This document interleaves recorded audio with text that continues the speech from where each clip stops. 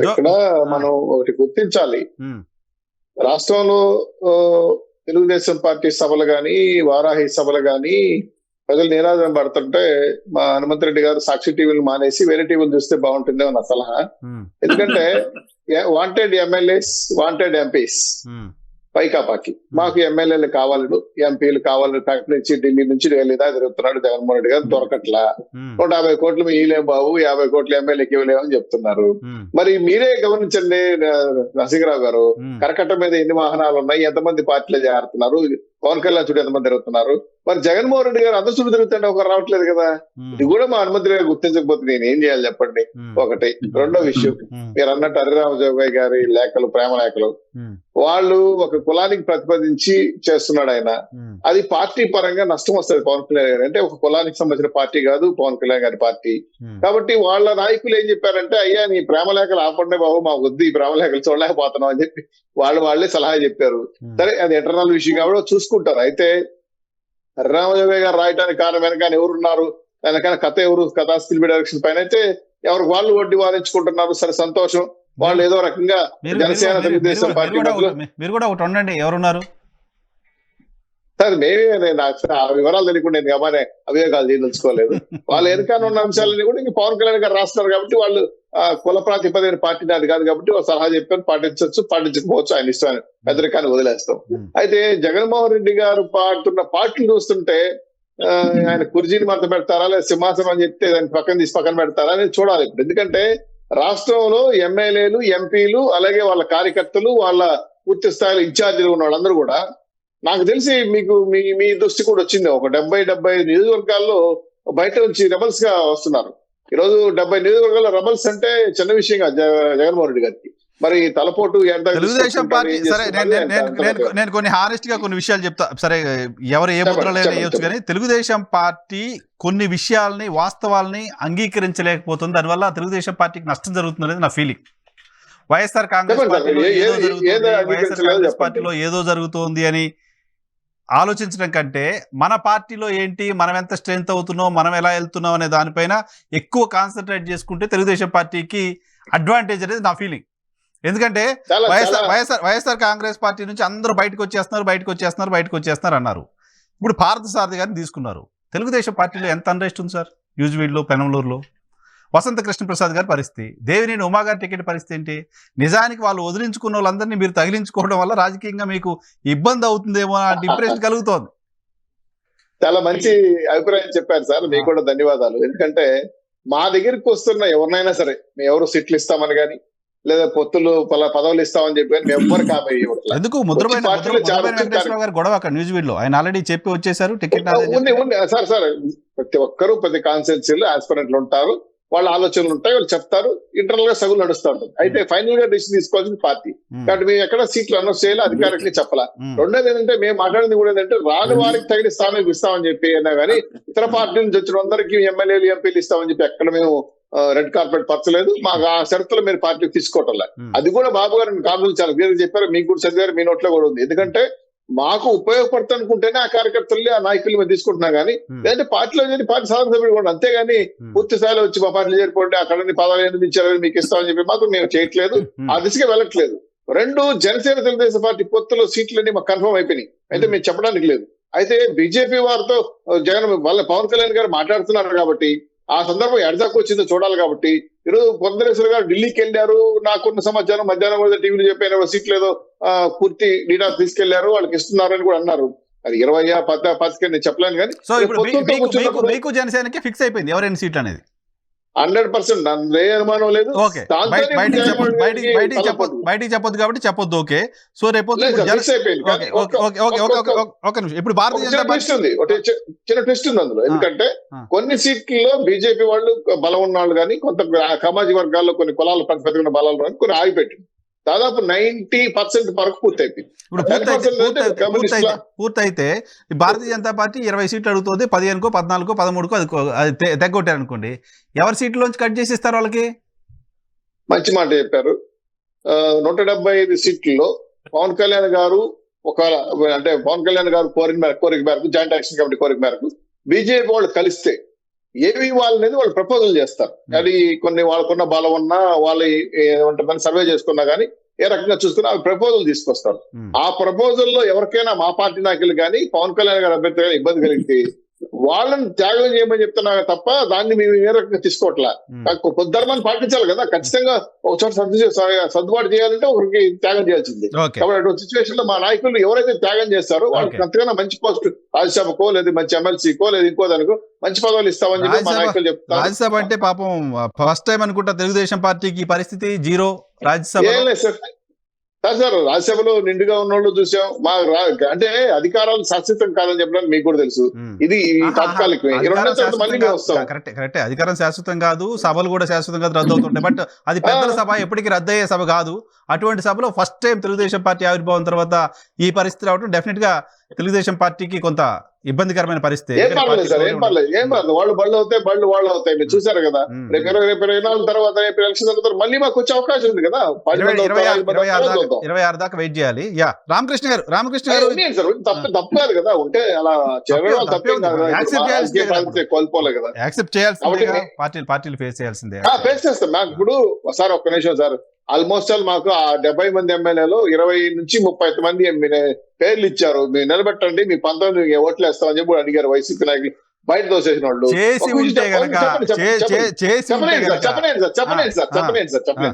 చెప్పలేదు. దీంట్లో కొన్ని పద్ధతులు ఉన్నాయి రాజ్యసభ ఓటింగ్ కి, అవన్నీ కరెక్ట్ కాదు, ప్రజాస్వామ్య విరుద్ధంగా చేయకూడదు. బాబు గారు డిసైడ్ చేసుకున్నారు మాకు వద్దండి, మీరు దయచేసి మీకు ఇష్టం చేసుకోండి అని చెప్పి తిరస్కరించారు. అయితే మా అనుమతి చేస్తారు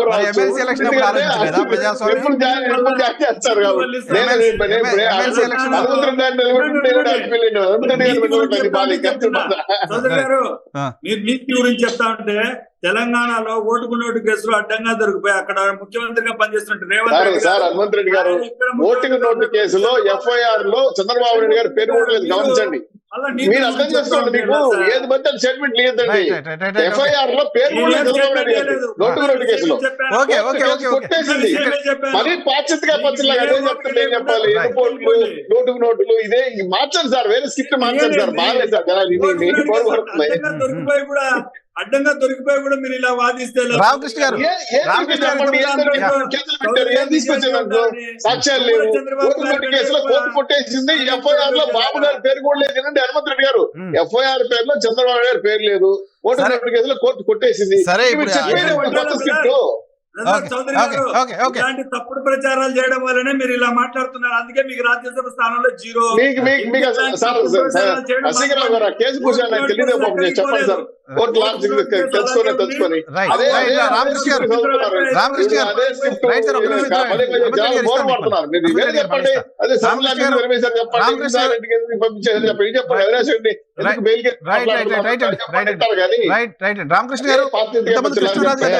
కృష్ణరాజు గారు చెప్తున్నట్టుగా భారతీయ జనతా పార్టీ పొత్తులు వీటి అంశాలకు సంబంధించి కొన్ని కామెంట్స్ చేస్తారు, రెస్పాండ్ అవుతారా? ఏదైతే ఇందాక ప్యానలిస్ట్ గారు చెప్పినట్టు ఒక మాట అన్నారు, రాజకీయ పార్టీలు పొత్తులు ఎందుకు చేసుకుంటాయి, అన్ని అనైతికం అది ఇది అని. కానీ మీరు ఒక్క మాట గమనించాలి, ఆయన ఇందాక చెప్పారు రాజకీయ పార్టీలన్నీ మేము అధికారంలోకి వస్తాం అది ఇది అని మాట్లాడుతా ఉన్నాయి తప్పితే వేరే దేశానికి ఏంటి రాష్ట్రానికి ఏంటి అనేది మాట్లాడట్లేదు.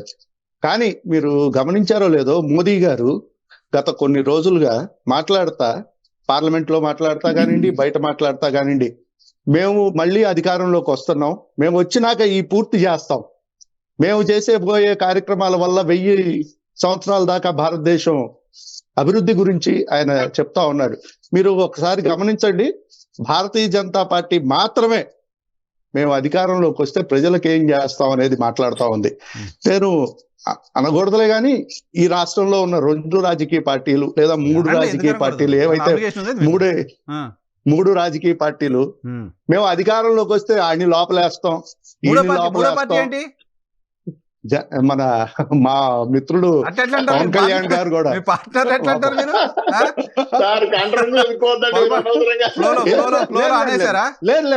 లేదు అంటే నేను అనేటప్పుడు మరి ఎందుకు చెప్పాలి కదా, రాజకీయ పార్టీలు మేము అధికారంలోకి వస్తే ఆళ్ళని లోపలేస్తాం వీళ్ళని లోపలేస్తాం అనేది చెప్తా ఉన్నారు తప్పితే మేము అధికారంలోకి వస్తే ఈ రాష్ట్రం కోసం చేస్తాం, మేము ఈ రాష్ట్రాన్ని మేము అభివృద్ధిలోకి తీసుకొస్తాం అన్నమాట. ఇంకోటి జనసేన అనేది మాకు సహజమైన పొత్తు.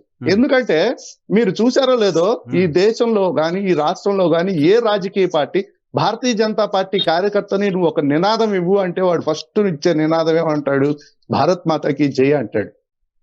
మళ్ళీ అలా నేను చూసిన రాజకీయ నాయకుడు పవన్ కళ్యాణ్ గారే. సహజమైన పొత్తు కాదు, సహజమైన పొత్తు కాదు. ఓ పార్టీలో కేంద్రంతో పొత్తులో ఉంటూ ఇంకో పార్టీలో రాష్ట్రంలో పొత్తులో ఉండో సహజ పొత్తు కాదు. సహజంగా మాతో కలిసే విధానం ఆయనతో. మీరు పవన్ కళ్యాణ్ గారు ముఖ్యమంత్రి అభ్యర్థిగా ప్రపోజ్ చేశారంటే టీడీపీకి నిజమేనా? మరి వైఎస్ఆర్సీపీ పార్టీతో పొత్తు, వైసీపీ పార్టీతో పొత్తు నేనేమంటానంటే ఈ పొత్తులో ఉన్న పార్టీ కోసం మీరు ఎందుకు సార్ ప్రయత్నం చేయడం వదిలేక? ఈ రాష్ట్రంలో 2 బలమైన సోషల్ మీడియాలు ఉన్నాయి సార్. ఆ 2 సోషల్ మీడియాలు వాళ్ళకి ఎలా కావాలంటే అలా మమ్మల్ని కాసేపు టీడీపీతో కలుపుతారు, కాసేపు వైసీపీతో కలుపుతారు. వీళ్ళకి ఈ రోజుకి ఏది బాగుందని ఆంధ్రప్రదేశ్ రాజకీయాల్లో పార్టీలు మనుషుల్ని న్యూట్రల్ గా చూడడం అనేది మర్చిపోయాయి. ఎవరు ఒక్కసారి ఓటు ఇటు మాట్లాడితే ఇటు కలిపేస్తారు, ఒక ఓటు అటు మాట్లాడితే అటు కలిపేస్తారు. మీరు పవన్ కళ్యాణ్ గారికి పవర్ లో షేర్ ఇవ్వండి అని ఒక ప్రపోజల్ తెలుగుదేశం పార్టీ ముందు పెట్టారు అనేది బయట జరుగుతున్న ప్రచారం. ఎందుకంటే గతంలో మీరు జనసేన భారతీయ జనతా పార్టీ కూటమి ముఖ్యమంత్రి అభ్యర్థి పవన్ కళ్యాణ్ అని సోమవీర్రాజు గారు అధ్యక్షుడిగా ఉన్నప్పుడు ప్రకటించారు. సో అటువంటి ప్రపోజల్ ఏమైనా తెలుగుదేశం పార్టీ పెట్టిందా? తెలుగుదేశం పార్టీ ముందు పెట్టారా? అది నేను ఇందాక కూడా చెప్పాను, అక్కడ ఏం జరిగిందో ఎవరికి తెలియదండి, ఇదంతా ఊహాగానాలే. ఒకవేళ అలాంటిది ఏదన్నా ఉంటుంటే తప్పనిసరిగా మాకు ప్రకటన వస్తుంది. ఆ ప్రకటన ప్రకారం మేమందరం కూడా ముందుకెళ్తాం. ఒకవేళ మా పొత్తులో ఉంది కాబట్టి, ఆ పార్టీ ఫస్ట్ నుంచి మాతో ఉంది కాబట్టి అతనికి కూడా తప్పనిసరిగా ముఖ్యమంత్రి ఇస్తే బాగుంటుందని మన అధినాయకత్వం భావిస్తే అది తప్పనిసరిగా ముందుగా మీ అందరికీ కూడా తెలియజేస్తాం. ఆ విధంగానే మీకు తెలియజేయాల్సి ఉంటుంది, మీకంటే మాకే ఎక్కువ సమాచారం ఉంటుంది దానిపైన. కాదు సార్, మీకుండే సమాచారం ఏంటో నేను చెప్పా కదా, ఒక మాట అటైతే వీళ్ళు ఇస్తారు, ఒక మాట ఇటైతే వాళ్ళు ఇస్తారు. సోషల్ మీడియాలో సార్. రైట్, హనుమంత్ రెడ్డి గారు ఇప్పుడు రెస్పాండ్ అవ్వండి. చౌదరి గారు మాట్లాడిన దానిపైన చాలా అభ్యంతరాలు ఉన్నాయి మీకు. శ్రీనివాస్ చౌదరి గారు మాట్లాడుతూ ఏదో 50 మంది 60 మంది ఎమ్మెల్యేలు ఉంటే ఉన్నప్పటికీ ప్రజాస్వామ్యం కోసం, ప్రజాస్వామ్య పరిరక్షణ కోసం మేము పోటీ చేయాలని నిర్ణయం తీసుకోలేదు అన్నారు. ఓ డివైన్ థాట్ తెలుగుదేశం పార్టీ చేసింది అంటున్నారు. ఎందుకు యాక్సెప్ట్ చేయలేకపోతారు? కాదు, చంద్రబాబు నాయుడు గారు అబద్ధాలు చెప్తా అంటే శ్రీనివాస్ చౌదరి గారు చంద్రబాబు నాయుడు గారికి డబుల్ గా చెప్పేలా ఉన్నాడు. ఎందుకంటే అర్థంలో ఆయన కాంగ్రెస్ ఉండండి సార్, మీ టైం అయిపోయింది సార్.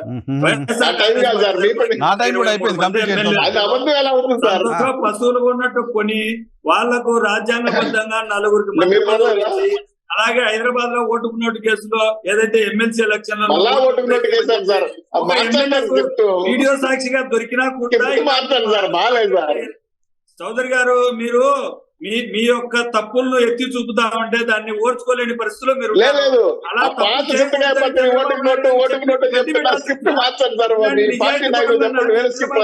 గట్టి పెట్టింటే ఈ రోజు ఈ పరిస్థితి వచ్చేది కాదు కదా. ఇప్పుడు జగన్మోహన్ రెడ్డి గారు గట్టి పెడుతున్నారండి. 2024 తర్వాత జగన్మోహన్ రెడ్డి గారు కౌంటర్ స్టార్ట్ అయింది, ఆయన ఓడిపోతున్నాడు, జైలుకి బెయిల్కి లండన్ మీద కొట్టుకుంటున్నాడు. అవి వేరే విషయాలు పక్కన పెట్టండి. 24 50 రోజులు ఆగండి సార్, 50 రోజులు ఆగండి సార్. హనుమంత్ రెడ్డి గారు జోగయ్య గారు లేఖల వెనక కూడా మీరే ఉన్నారనే ఒక క్లెయిమ్ కూడా చేస్తోంది. ఏం సార్ జోగయ్య గారు లేఖలు హరిరామ జోగయ్య గారు ఎవరికి ముఖ్యంగా చెప్తున్నారు? పవన్ కళ్యాణ్ గారికి చెప్తున్నారు. ఎందుకు చెప్తున్నారంటే పవన్ కళ్యాణ్ గారు ఏదో 20 సీట్లకు 15 సీట్లకు ఒప్పందం ఒప్పుకుంటున్నారని ఆయనకు వచ్చిన ఆయన దగ్గర ఉండే సమాచారాన్ని బట్టి ఆయన లేఖలో రాసిన సారాంశాన్ని బట్టి రాస్తున్నారు. మేము హరిరామ జోగయ్య గారినో లేకుంటే ఇంకొకరినో పెట్టుకొని ఏదో లేఖలు రాపిస్తే దాని వల్ల వచ్చే వణుగురేది ఏం లేదు. మేము మేనిఫెస్టో తీసుకున్నాం. ఆ మేనిఫెస్టో 2019 మేనిఫెస్టో తీసుకున్నాం. ఆ మేనిఫెస్టోను పూర్తి చేసే ప్రజల దగ్గరికి వెళ్తా ఉన్నాం. మళ్ళా మేము ఏదైతే ఇప్పుడు రేపు సిద్ధం సభలో అనంతపురం సభలో ఏదైతే మా జగన్మోహన్ రెడ్డి గారు మా ముఖ్యమంత్రి గారు మేనిఫెస్టో ఇస్తారు. ఆ మేనిఫెస్టో తీసుకుని ప్రజల దగ్గరికి వెళ్తాం. ఆ హనుమంతరావు గారు. మేనిఫెస్టో అంశాలన్నీ నెరవేరుస్తామని చెప్తాం. మా హనుమంత్ రెడ్డి గారు దేని సిద్ధమా? ఓడిపోవడానికి సిద్ధమా? ఓటేమని అడుగుతా ఉన్నాం.